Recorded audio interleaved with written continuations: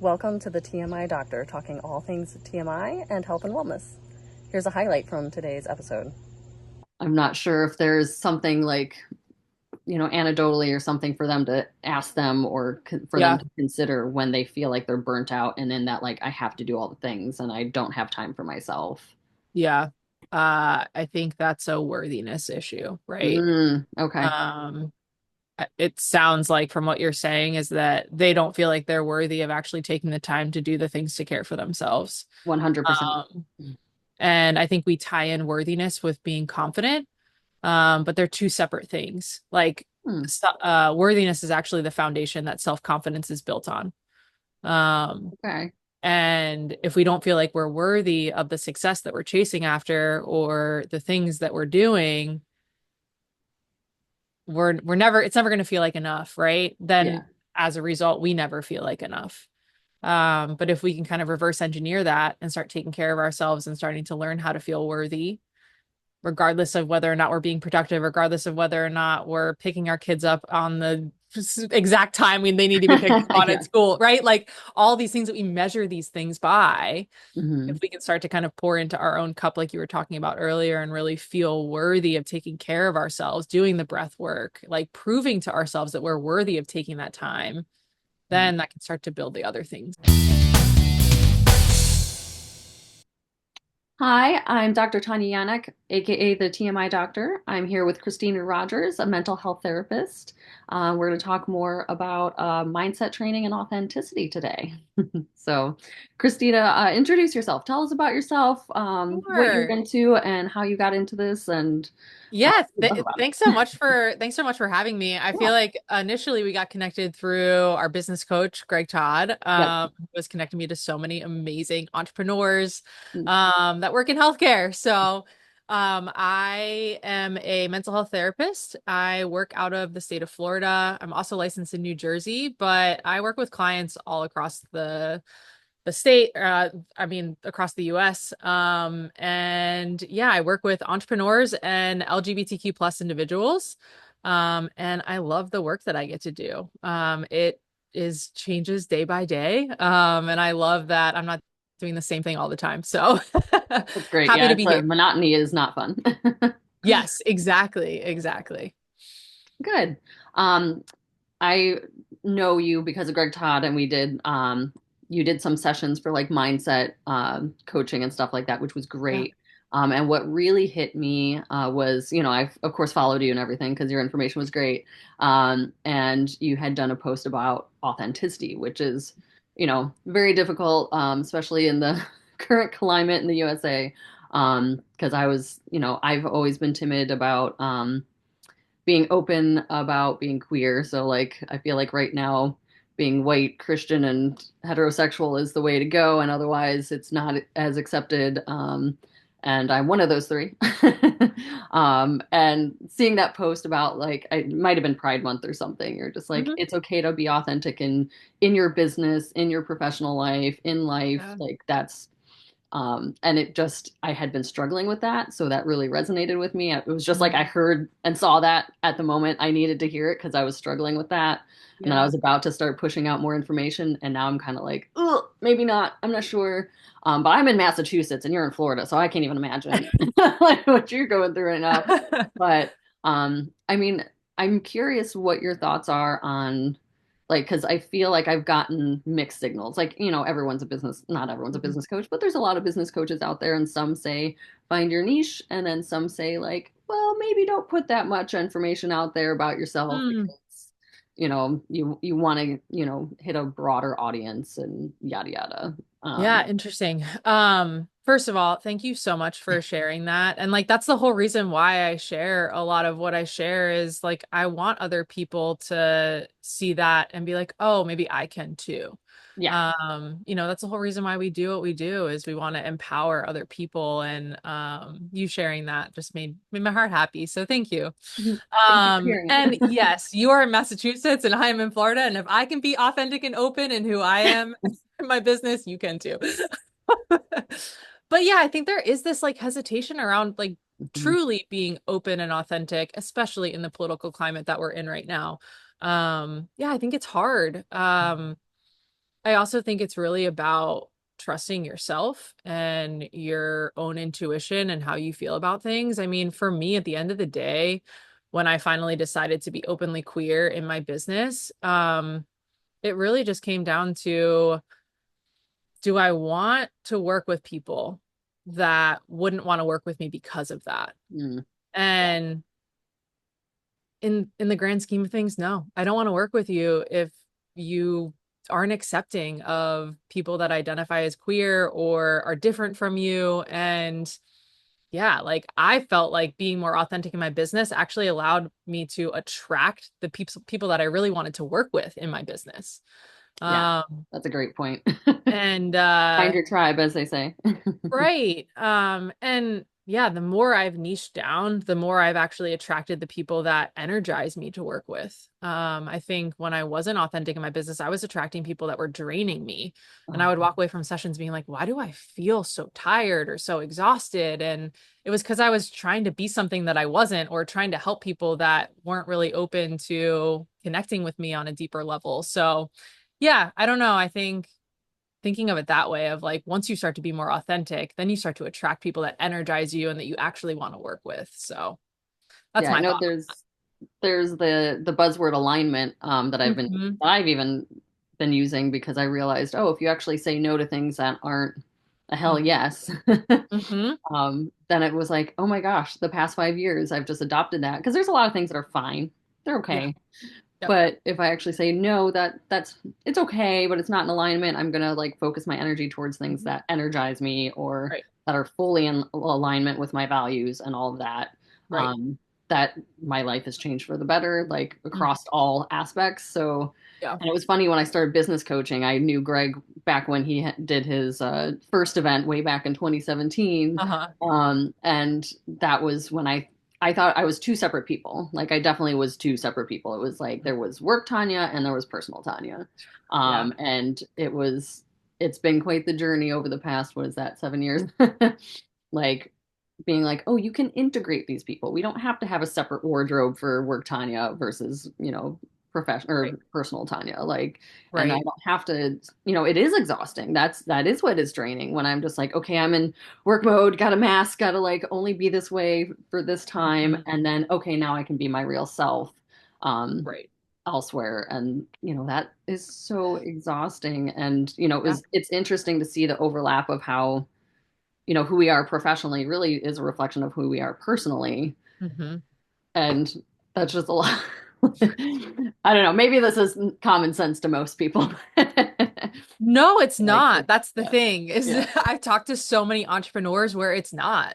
yeah, It's not common sense. You yeah, would think it would be, but yeah, we were brought up in a world where you were told not to share things about yourself, or you were told to hide parts of your identity.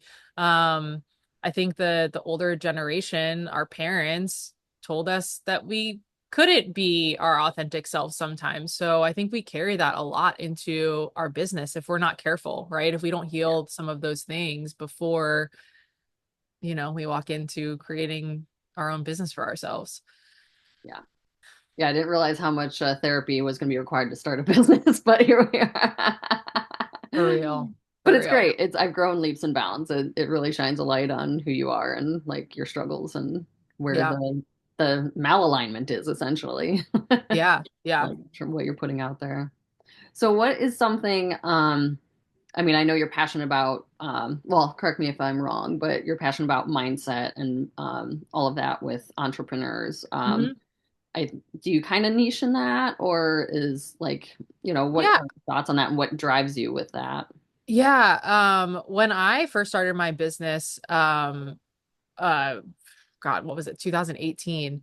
I actually originally wanted to work with athletes. Hmm.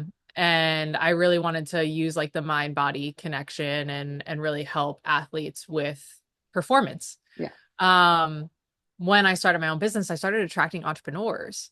And I was like, okay, like I guess it's kind of like where you're at in your stage of life, right? You start to attract people in that.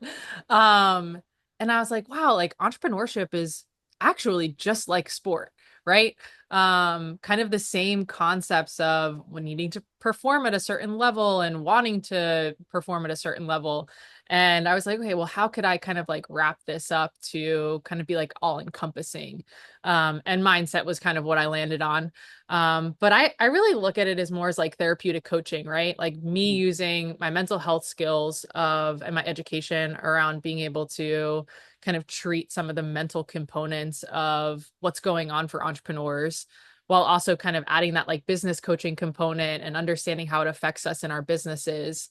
And I think a lot of the reasons why we have blocks in our business is around mindset, Mhm. and working through those limiting beliefs and some of like what it is that we were taught and kind of unlearning things.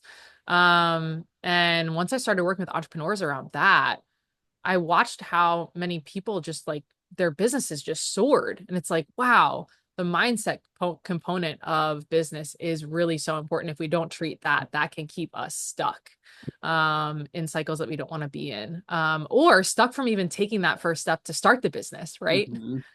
So, Yeah, yeah. definitely.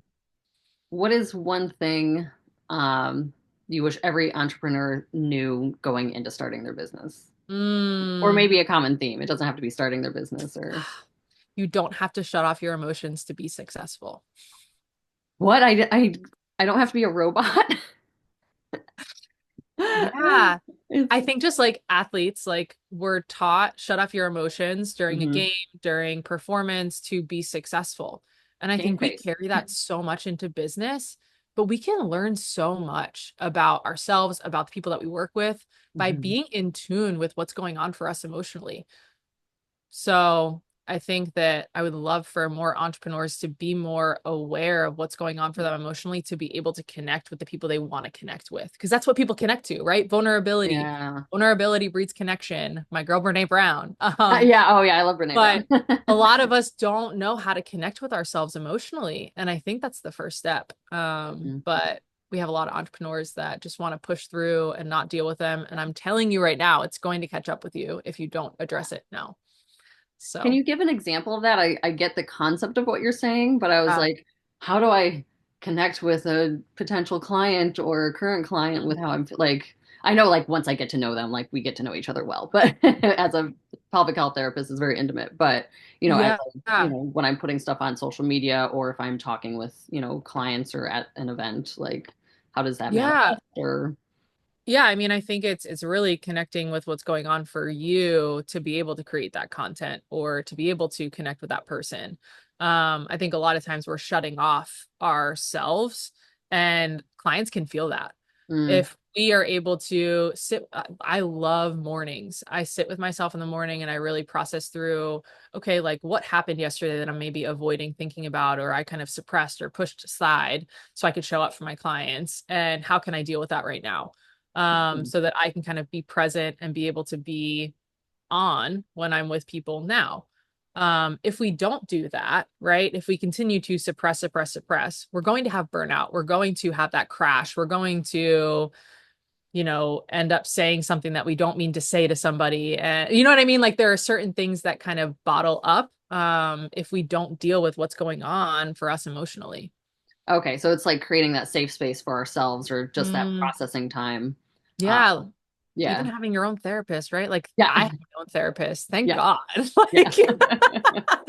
Like, but yeah, like having that space for you to process what's going on for you, healing that inner child, like really addressing some of the things that pop up for you, throughout your work week, your work day, and kind of have a space for that. That's great. I think that Yeah. aligns with I think I was unintentionally doing that. That's when Mm, I like to be outdoors. So I go for yeah. hikes, I go for walks, I go for trail runs. Hmm. So I usually do a lot of thinking there, especially if Yeah. I'm going out doing that, or even if I'm like doing a workout when it's like repetitive, like weights or yoga or something like that. I am, Yeah. except for when I'm focusing on my breath and all that. But Yeah. like with the weights and stuff, I'm like, okay, like I even imagine like any stress or negative energy or whatever you want to call it that I've pulled in. Hmm. It's like, okay, I'm letting it out with using this exertion and Yep. I'm processing whatever like I've been hung up on or upset about or like you said. So I didn't even think about that, but creating that time to like either sit with your thoughts or meditate or move your body or and then Yeah. process through it instead of saying like, I just have to push through. Like that is Right. definitely, I've seen that Right. in all aspects of life. People push Well, through and don't deal with it and then they explode at some point. Yeah. yeah, and I think a lot of entrepreneurship in general, anyone that has a business or works or does something that they're passionate about, I think a lot of it is based on intuition. And if you're not taking the time to sit with yourself and be with yourself and really address what's going on for you, you're not going to be able to be intuitive and make decisions for yourself in your business that feel in alignment, like what you were talking about before. Yeah. Yeah. That totally makes sense. That's great. Is there any myth you would like to bust or something that people say to you like, I thought this, but now you're telling me that? Hmm. Hmm. Yes. You don't have to wait till you hit rock bottom to go to therapy. Oh yeah. That's true. There's a Um, lot of people are like, "Oh, my life is fine. I'm not that bad." I hear "I'm not that bad" a lot. yeah, Yeah. something I also am thinking about is for business owners. A lot of time people are like, "Oh, hire the business coach, get the systems in place, like start to, build the business, right?" And I think a lot of times we focus just on that and not the mindset portion of what Mm, it is that's going to kind of come up as we're doing those things. And I think you can do both together. You can have the business coach, you can have the therapist, and be working with both of them together to get the hmm. result that you want. Don't just focus on the systems and like what it is that you should be doing, because you're going to have those limiting beliefs coming up and kind of popping up if you don't actually take the time to tend to what's going on internally for you. Um, One of my favorite quotes, oh my gosh, I can't trying to remember how they said it. Something about being able to kind of like nourish yourself internally so that you can grow externally, right? Like you can Hmm. only grow so far without nourishing yourself internally. But if you are able to nourish yourself inwardly first, then you are able to grow exponentially. Um, so I don't know, just a thought there. I always like the fill your cup first. You can't fill other Yeah. people's cups if yours is empty. And I definitely, up until about 10 years or probably even 5 years ago, I was definitely doing. I was out like I was Right. always trying to make everyone happy. I was always trying to like do everything for my patients, and it was like Mhm. it was another business coach that said like stop being like the scarcity mindset of like I need. Be like, this is who I am and Yep. I'm just going to exist and we're going to do the things and it will come to you. You don't have to chase everything. I don't know if that makes sense. Like, and So it gets so true. scary of like you feel, and I think there's that productivity mindset as well, like Mhm. that kind of false belief of like, well, if I'm not constantly doing something, I'm not being productive. I think Yep. is what I'm trying to say is, Mhm. um, and it was like sometimes you have to allow yourself to sit and process. And I think it goes back to what we were just talking about. Yeah. Like you have to process and reflect and make sure we're on the right path. Because if you're sitting there, doing the wrong thing, you're hiking up the wrong mountain. Right. It's like, great, Yeah. I did all this work. Oh no, I went the wrong way and now I'm on the wrong mountain. Okay. Exactly. Exactly. Another Yeah. analogy I like. Do you just do one-on-one sessions? Like how do people like if there's an entrepreneur or maybe just someone that's looking for more Yeah. kind of So, coaching? the business that I use for my entrepreneurs is called High Impact Entrepreneur. Mhm. And people can go on that website. There's a bunch of freebies on there. There's a limiting beliefs ebook. There is a business breakthrough course on there too that's free that anyone can go and do. And then as far as working one-on-one with clients, I have my counseling page. That's just Christina Rogers Counseling. Um, so yeah, people can find me there. I'm also on Instagram, which is how we connected, Yeah. Christina.lmhc. And then I also just published a get the most out of your sessions journal, and anyone can use that that's working with a coach or a therapist, or just really wanting to work on their own personal growth and development. And that's on Amazon, so I can always shoot you over the link to do that. But it's basically 17 different like sessions that you Mhm. can kind of go through with a therapist, and has questions for you and reflections. And I think a lot of times as people who go to therapy, we go to walk in and we're like, what are we going to talk about? Or like, what did I just, brain dump on this therapist that I want Yeah. to work on? And if we're not keeping track of those things, at least for me, I'm like, where's my progress? What's going on here? So I wanted to create something that kind of held people accountable and actually was a place for you to really focus on some of the things that you want to focus on in those sessions. So yeah, I can send you for that link. Yeah, I might want that. Because sometimes it's hard to see. I notice that with my patients that they'll say, "Oh, I'm feeling the same," but I've been working with them for a couple months, and Mhm. then I'll go back to their, when I first met them and look at their stats and be like, "Do you remember you couldn't do this and you didn't even know how to do that?" And Yeah, like, yeah, you feel like nothing has changed because you're with yourself every single day, but holy cow, you've made progress. But if you don't progress, have a exactly. benchmark to compare it to, or you're not thinking about that, it's Right. it's hard to, see the progress, and it's easy to feel like you're just stuck in a rut when really you're not at all. Yeah. Yeah. Yeah. And our mental and physical health are so similar, right? Like you guys, we track ourselves at the gym, right? Like we look at Yep. our workouts, we look at things like that. Like, why are we not doing the same thing with our mental health? And yeah, I think it can be really beneficial to see kind of the progress in that sense. Great. For my audience, is there anything you like, one last word or thoughts or things for them to think on? Yeah. Well, let me ask you, what do you see, I guess, with the clients that you work with as being one of the biggest mental health hurdles or struggles that like they experience? The have tos. I bring that up a lot in my Mm, conversations, even on the interviews, but also with my patients. They have to be productive. They have to take care of everything. They have to, like, a lot of, it's been interesting. I actually just interviewed a trauma therapist, and we were talking about personal versus impersonal trauma, because I mhm. think we say big T and little t. Yep. I would say most of us, especially women and marginalized people, are dealing Mm, with personal trauma like on like on a daily basis. And I didn't even think, and I was seeing it physically. Like I'm like, and I was saying like, I see, like I know what a trauma response looks like, and they are swearing they've never had big T trauma, but they're presenting like it. And it just blew my brain to be like, oh, it's because we're going through these daily traumas. But it's hard because, how do I say someone like you need to change your mindset? mm, Because they're like, well, I have to do all these things, therefore I don't have time to, do my breath work and do my stretches or do my exercises. And that's a huge hurdle of like, they're yeah. stuck on all this. I have to be productive in these other areas, and I can't take care of myself.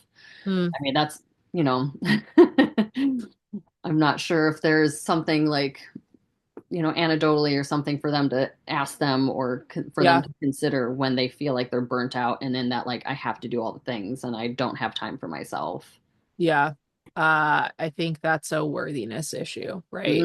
Okay. Um, it sounds like from what you're saying is that they don't feel like they're worthy of actually taking the time to do the things to care for themselves. 100%. Um, and I think we tie in worthiness with being confident, but they're two separate things. Like, Hmm. worthiness is actually the foundation that self-confidence is built on. Um, Okay. and if we don't feel like we're worthy of the success that we're chasing after or the things that we're doing, we're never it's never going to feel like enough, right? Yeah. Then as a result, we never feel like enough. But if we can kind of reverse engineer that and start taking care of ourselves and starting to learn how to feel worthy, regardless of whether or not we're being productive, regardless of whether or not we're picking our kids up on the exact time when they need to be picked up on Yeah. at school, right? Like all these things that we measure these things by, if Hmm. we can start to kind of pour into our own cup, like you were talking about earlier, and really feel worthy of taking care of ourselves, doing the breath work, like proving to ourselves that we're worthy of taking that time, then that can start to build the other things. So, Great. yeah. So I'll try to weave that in. Can't be coming at them like, be more worthy. You deserve this, but that doesn't Yeah. I mean, well, I but think it's a belief system, right? It's not yeah. believing that we're worthy if we're not doing. And yeah, that's never a good combination. Yeah. But I do try, actually, I think I do shift the mode when I say, a lot of women say I'm sorry all the time for like little things, like things they shouldn't be saying I'm sorry for. It's Yep. like guaranteed they'll say it at least once during a session. And Yep. I always say no sorries unless you were mean to me.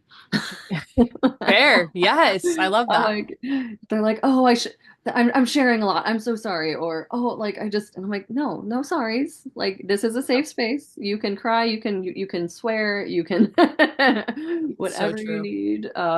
Like So you just, true. and I think I try to create that space of letting them feel worthy of having that space, and like my PT sessions become the few times in their week or day that they have time to like take care of themselves. Right.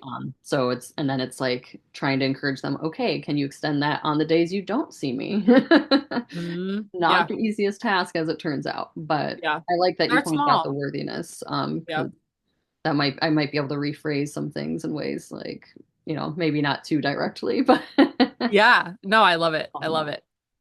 great. Well, it was lovely to have you here. Thank you so much for your information, and hopefully my audience will find you and get more information from you. And even not, Yeah. it was great information.